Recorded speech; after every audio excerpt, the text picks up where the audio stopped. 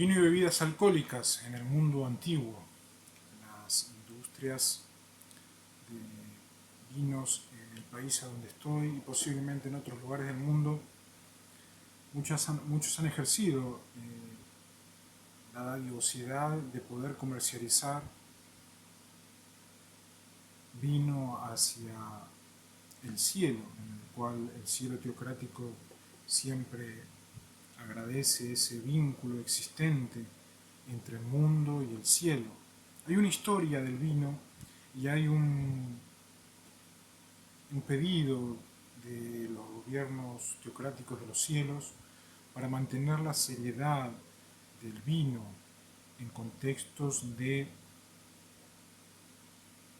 hombres y mujeres serios, seres vivientes, personas que deben tener el propósito de mantener la seriedad en este aspecto. Dice Primera de Santiago, que sería Primera de Pedro en la antigua Biblia, el capítulo 4, por tanto, ya que Cristo sufrió en el cuerpo, asuman también ustedes la misma actitud, porque el que ha sufrido en el cuerpo ha roto con el pecado, para vivir el resto de la vida terrenal no satisfaciendo sus pasiones humanas, sino cumpliendo la voluntad de Dios. Pues ya basta con el tiempo que han desperdiciado haciendo lo que le agrada a los incrédulos, entregados al desenfreno, a las pasiones, a las borracheras, a las orgías, a las parrandas y a las idolatrías abominables. A ellos les parece extraño que ustedes ya no corran con ellos en ese mismo desbordamiento de inmoralidad. Y por eso es que los insultan. Pero ellos tendrán que rendir cuentas a aquel que está preparado para juzgar a los vivos y a los muertos. Según este párrafo,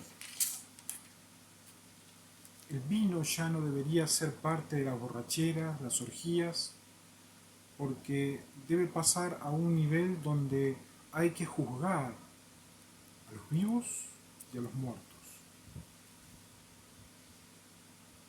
Para empezar esta pequeña reflexión, quiero pedirle a todos los que consumían inclusive vinos y vinos caros en estructuras de fiestas, de borracheras, de orgías, que cesen tal actividad y que la compra de vino sea exclusivamente para la intimidad y para reuniones inclusive que están al nivel de una ceremonia sacramental, como es la Santa Cena. El vino, la bebida fermentada más ampliamente usada en el mundo antiguo, estaba presente en rituales religiosos, en celebraciones festivas y en la vida diaria de la cultura mediterránea. Las libaciones de vinos que comúnmente se derramaban para los dioses y las deidades como Dionisio, el dios del vino, tenía muchos seguidores. No es casualidad de que le hayan llevado una hija ya frente a Dionisio Cerqueira, no es casualidad de que en las guerras haya tenido que estar en la tercera, en la quinta, en la séptima, en un hotel muy carente en Dionisio Cerqueira, sin entender cuál era el propósito específico. El dios del vino se decía en la antigüedad Dionisio. Ningún tipo de relación con esos nombramientos en lo que respecta a mi persona. Eso fue el mundo antiguo que no le fue muy bien en materia de aceptación del vino como abastecimiento al reino de los cielos.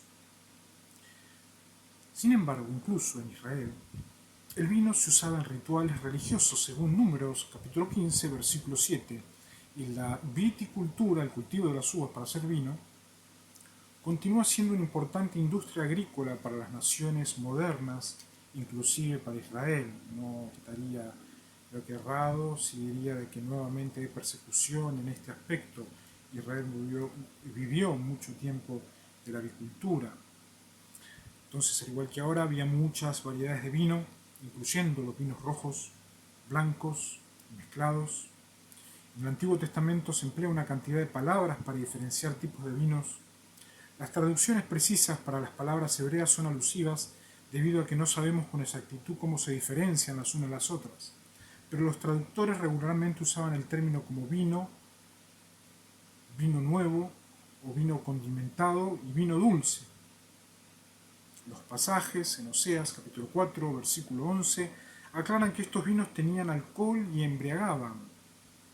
No hay ninguna base para sugerir que los términos en griego o en hebreo para el vino se refieren a un jugo de uva no fermentado. Fuimos engañados durante muchísimo tiempo por la secta de fantasmas Seventh-day Adventist Church, donde ellos se oponían a que quien pueda llegar a ser bautizado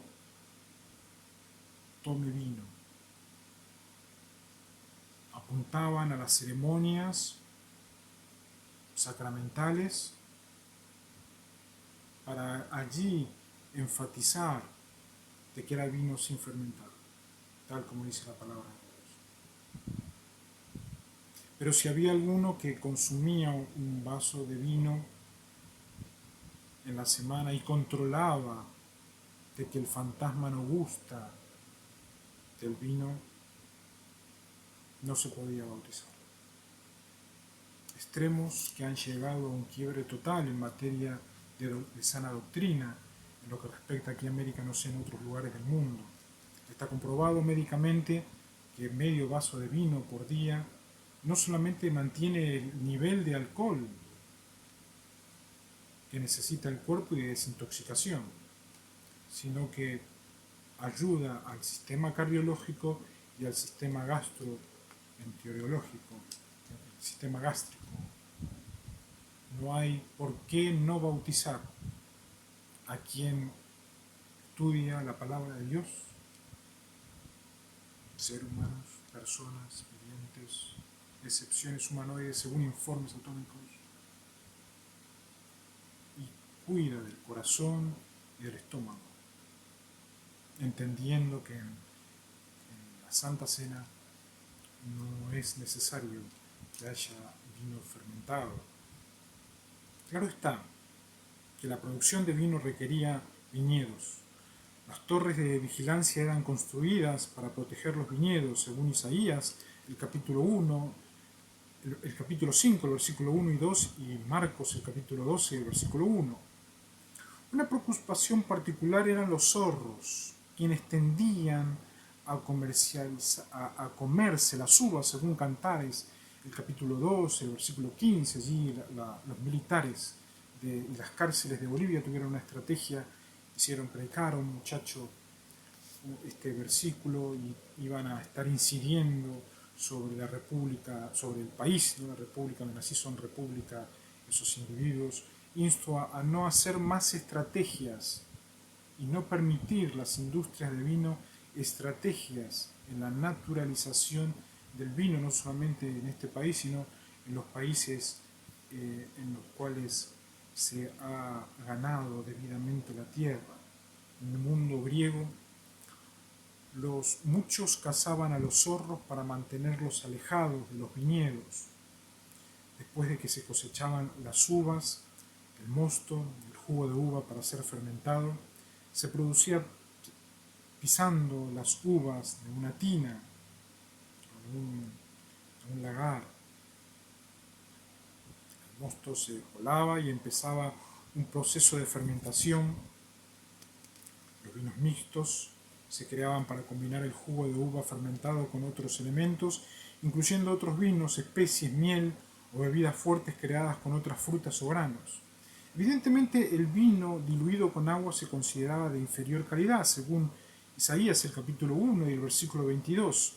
Aunque los griegos, quienes pensaban que beber vino puro era un exceso, diluían el vino rutinariamente, algo que el cielo pidió constantemente, de que no se mezcle el agua con el vino y que el vino que abastece llegue netamente puro, ya que Jesús pudo sobrevivir más de 2000 años netamente por poder consumir jugo de uva que los ángeles mismos se encargaron de abastecer durante estos 2000 años y fue evolucionando la tecnología hasta que pudieron llegar a cierto lugar y abastecerlos. Pero a todo aquel que se opone al abastecimiento del cielo, que sea considerado un enemigo aquí en el planeta Tierra, en el universo y en el reino de los cielos. Los viñedos mixtos servían para un número de aplicaciones. El vino mezclado con cebada hacía un buen vinagre y cuando se mezclaba con mirra servía como un anestésico. Este último tipo fue ofrecido a Jesús en la cruz, según Marcos el capítulo 15, el versículo 13, otra de las evidencias en las cuales muestra por qué es que Jesús pidió no tomar vino de los viñedos de Italia si tendría que ir a aquel lugar.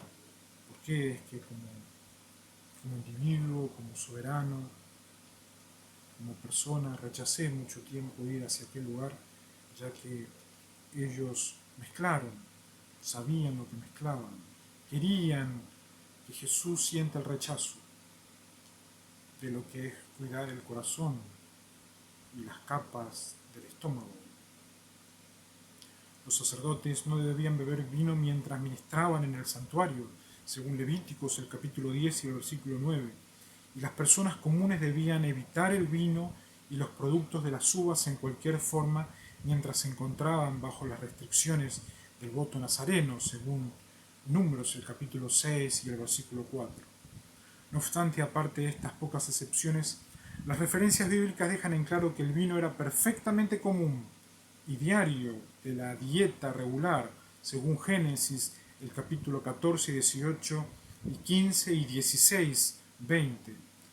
Las escrituras enfatizan reiteradamente la moderación y los peligros del exceso de vino, según Proverbios el capítulo 21, 23, 20 e Isaías 5, 11.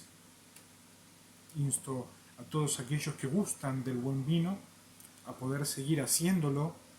Insto a todos los ministros humanos, vivientes, personas y humanoides que administran el sacramento sagrado a poder seguir administrando con otras personas vivientes, humanas, los sacramentos y de esa manera intentar colaborar con las industrias que administran el vino para poder mantener a la altura del cielo lo maravilloso que es esta bebida para el ser humano y para todos aquellos que en él creen.